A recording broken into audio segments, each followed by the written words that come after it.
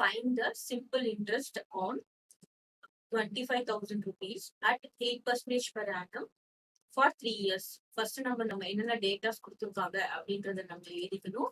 First என்ன கொடுத்துருக்காங்க? Principal எவ்வளோ அப்படின்னு பார்த்தோம்னா 25,000 rupees.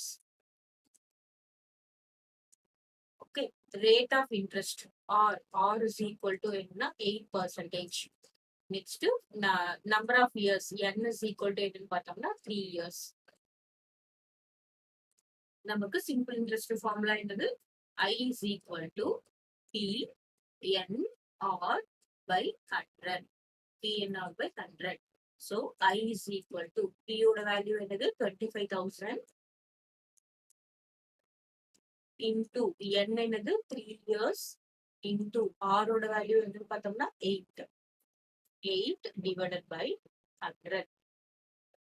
ஓகே, இங்க 1 0 1 0 2 zeros 2 zeros நம்ம கேன்சல் பண்ணிடலாம்.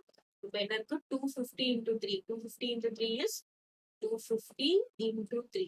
என்ன வரும்? 750. 750 into 8. So என்ன வரும்? 0 8 5 are 40. Remainder 4. 8 7 are 56. 56 plus 4 is 60. So நமக்கு இன்ட்ரெஸ்ட் என்ன அப்படின்னு பார்த்தோம்னா 6,000 rupees. Okay.